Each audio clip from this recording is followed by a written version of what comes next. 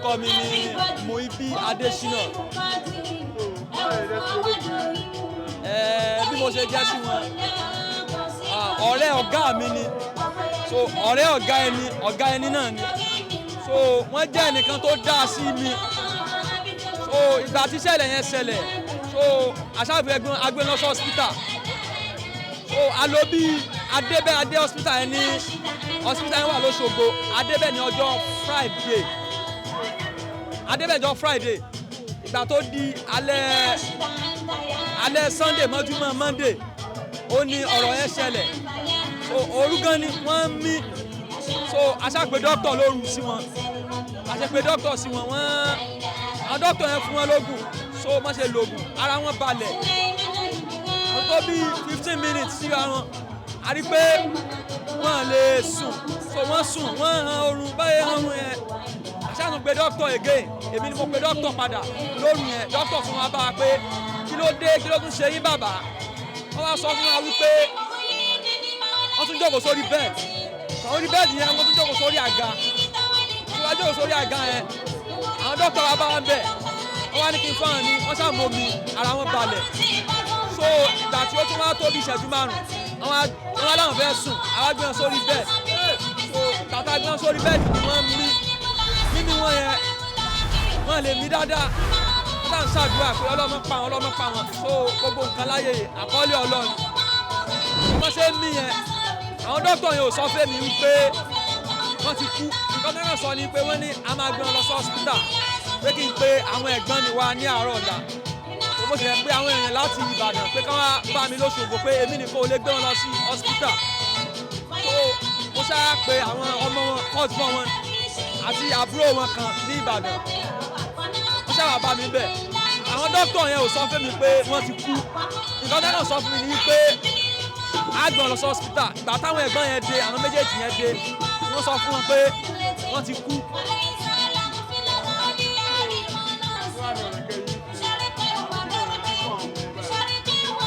ọ̀rọ̀ kẹ́yìn mi fún wọn ni pé Ọlọ́run tẹ́ wọn sáfẹ́fẹ́ rẹ̀ kádàrá Ọlọ́run ló ní kó rí bẹ́ẹ̀ ṣùgbọ́n a gbìyànjú lórí wọn ṣùgbọ́n Ọlọ́run kádàrá pé bí ó ṣe rìn nìyẹn kádàrá ńlá akànkádìrì ọ̀rọ̀ tí mo fẹ́ sọ fún àwọn ọmọ ni wípé Ọlọ́run ẹ̀yìn wọn Ọlọ́run tó dáa fún wọn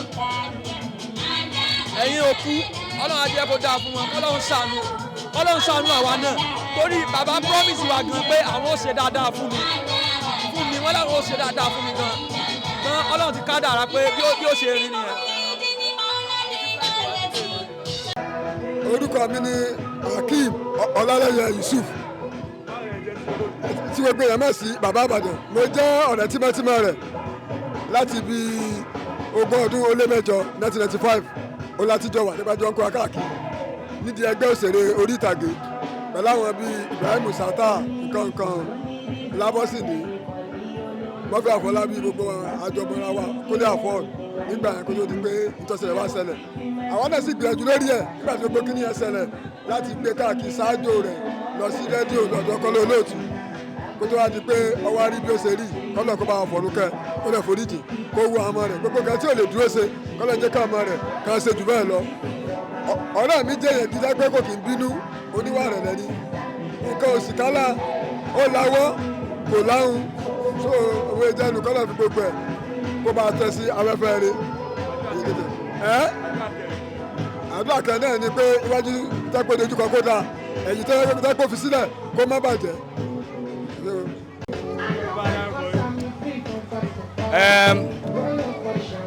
kí n tó dá orúkọ mi mo kí gbogbo ẹ̀yin ará létí ẹ̀ ń wò mí orúkọ tèmi ni Honorable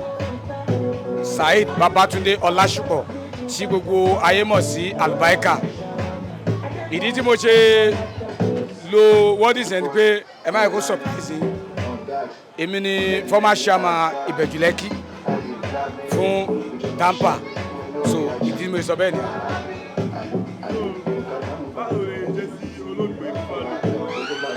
Kábíyèsí ọ̀rọ̀ ńlá lè bí mi yìí o àkọ́kọ́ bí mo jẹ́ sí olóògbé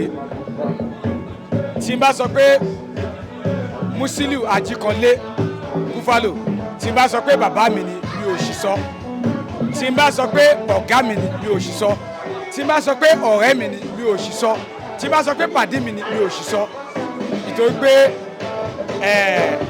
ọ̀rọ̀ àméjì ó dàbí tí ìgbín bá fà ìka wa tẹ̀lé èmi ni mo jẹ́ PA fún personal assistant mo dẹ̀ tún jẹ́ manager fún tí mo manage kó tó di pé àìsàn bẹ̀rẹ̀ ṣùgbọ́n adúpẹ́ fọlọ́ ìdókòwò ọlọ́run sọ pé gbogbo nǹkan tó bá ṣe òun ṣe gbẹ̀ ní dáadáa gẹ́gẹ́ bí nǹkan tí ó káwọn èèyàn sọ wọ́n sọ pé àwọn kan ló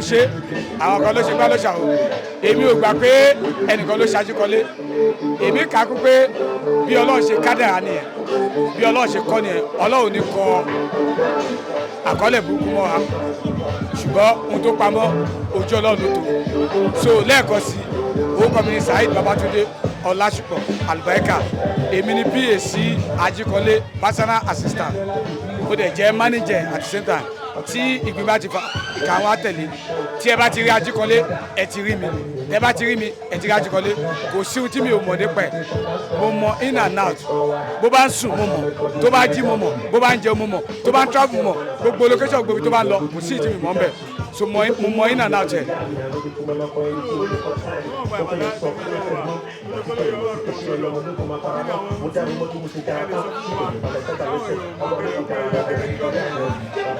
Ohun tí mo lè sọ nípa olóògbé Musiliu Ajikanle ó pọ̀ tí bá ní kí n tẹnu bọ̀ àníkù mi kókó tí mo kàn fẹ́ sọ ni pé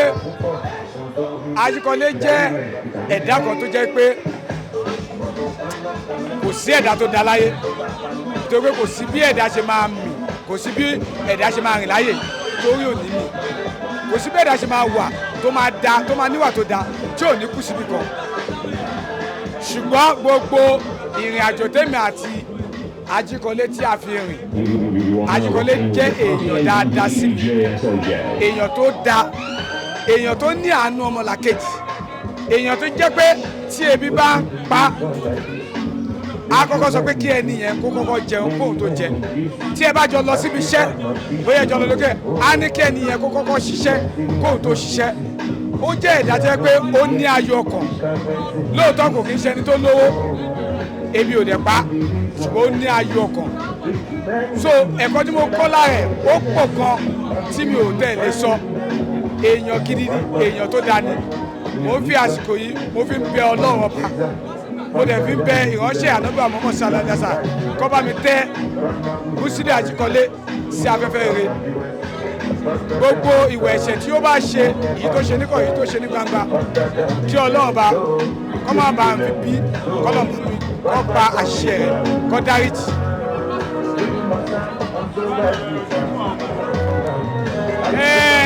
ọ̀rọ̀ ìrọ̀jú tí mo ní fún àwọn ọmọ ni pé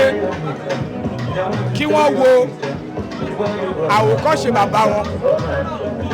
kó wo gbajúmọ̀ bàbá wọn bí bàbá wọn kó kó ẹbí mọ́ra tó kó ọ̀rẹ́ mọ́ra tó káwọn èèyàn mọ́ra ṣùgbọ́n kan tó àbẹ̀ ni pé ẹni tó bá mọ̀ pé bàbá wọn ò kì í súnmọ́ kó má súnmọ́ ẹni tó bá mọ̀ pé bàbá wọn ò kì í kí kó má kí ẹni tó bá mọ̀ pé àwọn àti bàbá wọn nígbà tó wà láyé àjọṣepọ̀ wọn kò dán mọ́ kó má bàa ṣe ṣùgbọ́n kí wọ́n ṣera wọn ní òṣùṣù ọwọ̀ tí àkọ́bí tó bá ti kó gba àwọn àbúrò mọ́ra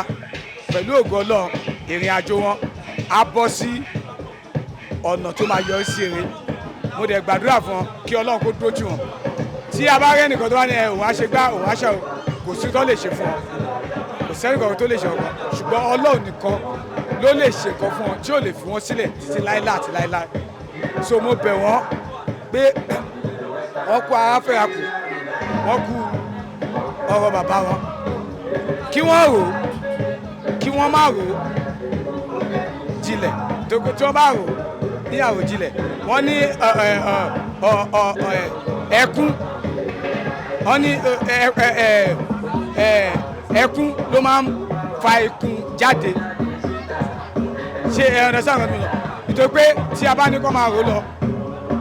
kó sunkún láti ń dọ̀la kò lè jí àbá wọn kó pariwo láti ń dọ̀la kò lè jí àbá wọn ju pé kí wọ́n máa gbìyànjú kí kí wọ́n máa ṣe sàárà fún bàbá wọn ní gbogbo ìgbà kó máa rántí bàbá wọn kó dẹ̀ wo àwòkọ́ṣe tí bàbá wọn tó ń ṣe ní ti dáadáa èèyàn tó dẹ̀ jẹ́ gbajúmọ̀ ní bàbá wọn tí gbogbo ayé mọ̀ tí mo dẹ̀ bìlí pé kò síbi tí gbogbo àwọn ọmọ iná máa dé tí wọ́n bá ti ń dárúkọ bàbá wọn jẹ́ pé àánú tí wọn ò rí ṣe fún bàbá wọn ọ máa ṣe fún ọ gẹ́gẹ́ bí nǹkan tí bàbá wọn ṣe mo dẹ̀ tún fi àsìkò yìí náà mo tún fi ń kí àwọn ìyàwó mo kí ìyá wa tí wọ́n jẹ́ ìyálé mo kí wọ́n kú rọ́jú wọ́n kú àfi ọmọ ènìyàn ṣe tó pé tó bá ń dárúkọ ìyàwó alálùbáríkà ni wọ́n ìyàwó tó da ni wọ́n ohun tí mo mọ̀ nípa wọn ni mò ń sọ ìgbà míì wà jẹ́ pé tọ́gà mi àbẹ́gbọ́n mi tí ó bá rọ pé kò sí ṣéǹjì lọ́wọ́ ìyàwó wọn á dáná a máa jẹ a máa mu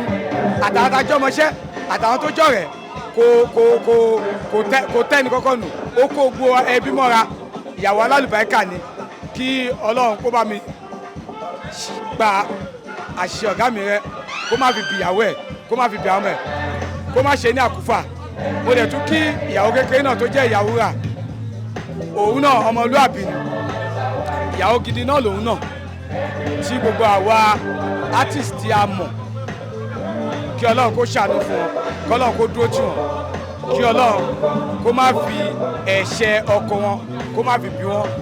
ẹ̀ṣẹ̀ ọ̀gá mi ẹ̀gbọ́n mi bàbá mi kó má fi bí àwọn ọmọ ẹ̀ kí ọlọ́run kó dá ìjì kó tẹ̀sí afẹ́fẹ́ rere ọlá bisimilayi rahman rahim kúlẹ̀ aláwọ̀ sọ́mọ̀d lámìyẹ̀lì dẹ̀ lámìyẹ̀lì lámìyẹ̀lì láwọ̀ kó fani ad ọlọ́run bá mi tẹ́ ọ̀gá mi sáfẹ́ rere bá mi tẹ́ sáfẹ́ rere bá mi tẹ́ sáfẹ́ rere. Thanks for watching GboahTv. Remember to subscribe to our channel for more awesome videos. As we regularly release new content, we reward our top commenters every month. Thank you.